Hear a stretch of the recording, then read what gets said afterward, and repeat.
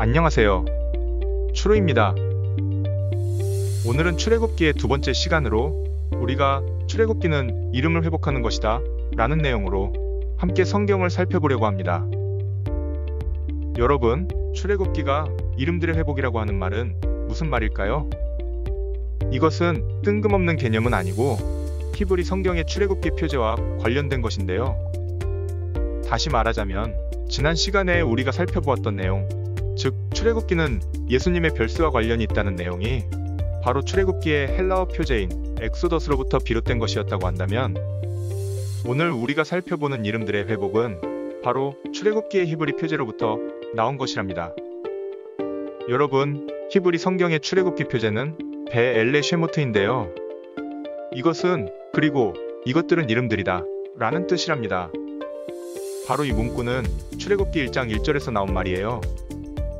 야곱과 함께 각각 자기 가족을 데리고 애굽에 이른 이스라엘 아들들의 이름은 이러하니.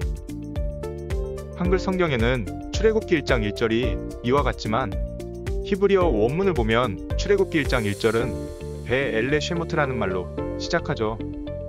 그리고 이것이 히브리 성경의 출애굽기 표제예요.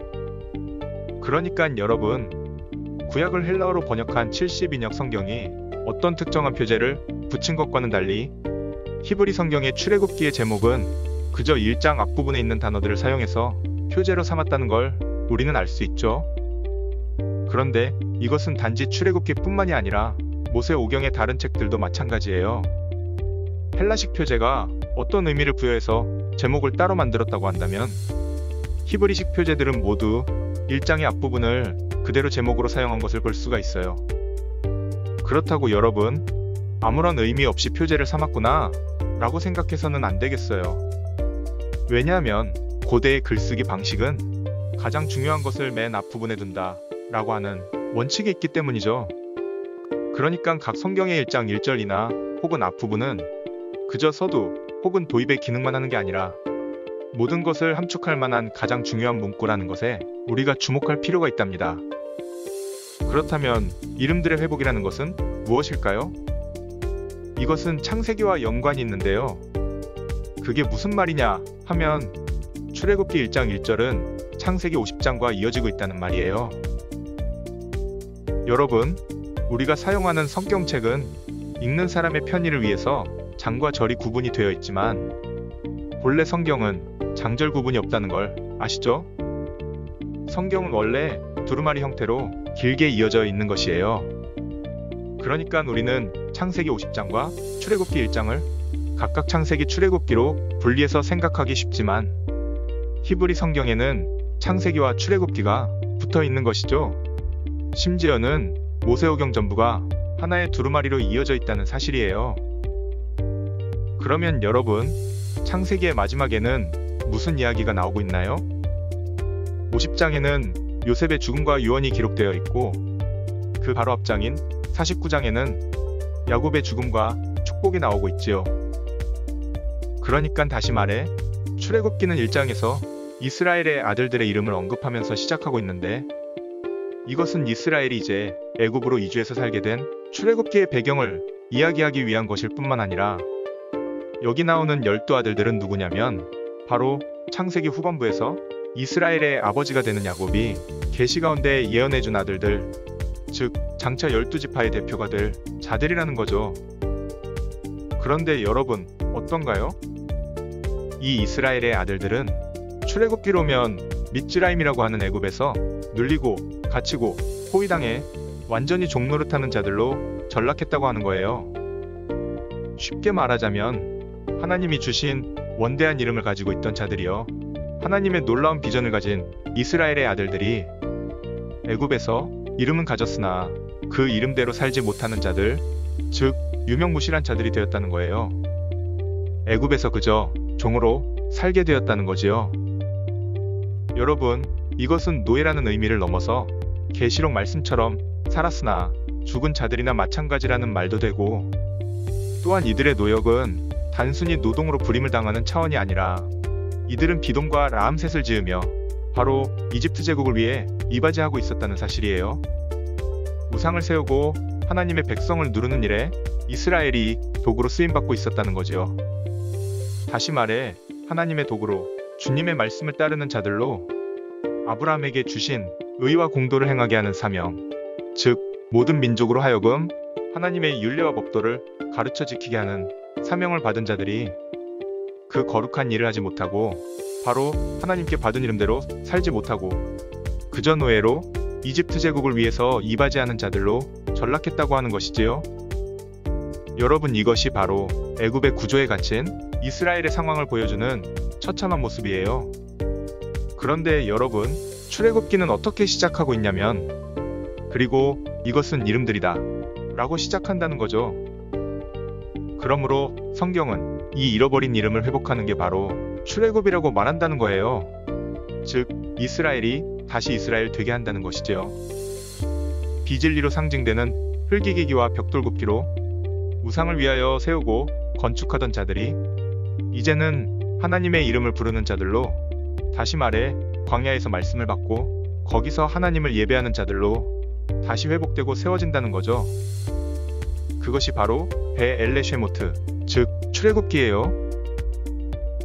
여러분, 그런 의미에서 출애굽기는 이스라엘의 아들들의 이름을 언급하면서 시작하고 있는 거예요. 야곱과 함께 각각 자기 가족을 데리고 애굽에 이른 이스라엘 아들들의 이름은 이러하니 르우벤과 시므온과 레위와 유다와 이사갈과 스불론과 베냐민과 단과 납달리와 갓과 아셀이여. 야곱의 허리에서 나온 사람이 모두 70이여. 요셉은 애굽에 있었더라.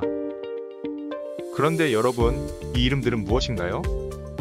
성경에서 이름은 그저 명칭이 아니라 어떤 본질이요, 형상을 말하고 있어요.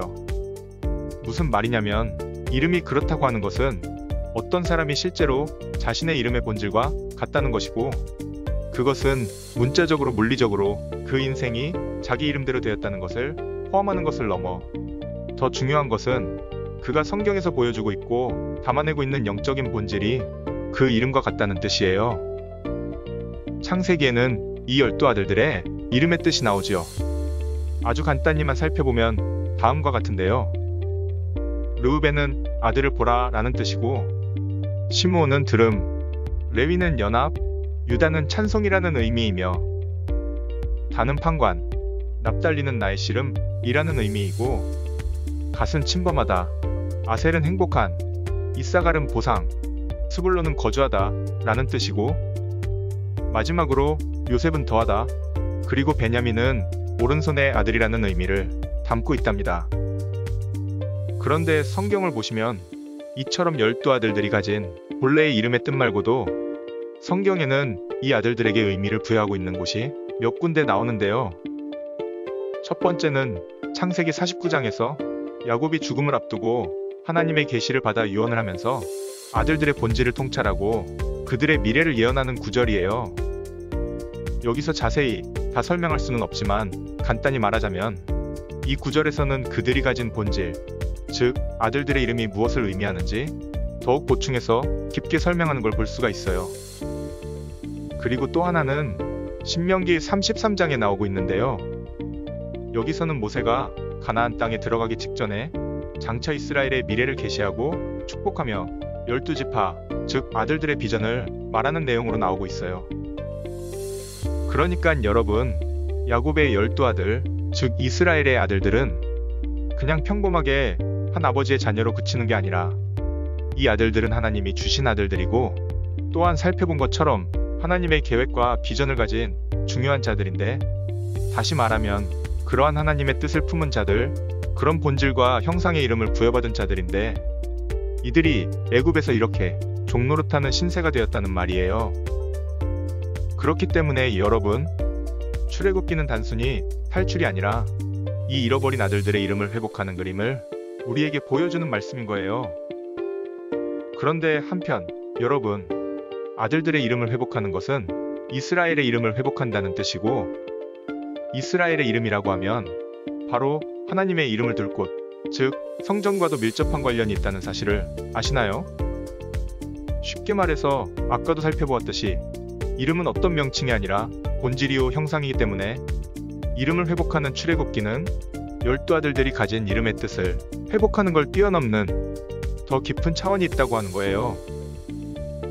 그것은 또 무엇인지, 우리가 이스라엘의 이름과 하나님의 이름, 그리고 하나님의 이름을 두실 성전, 또한 하나님의 이름을 부르는 것 등에 관해서 다음 시간에 계속해서 살펴보도록 할게요.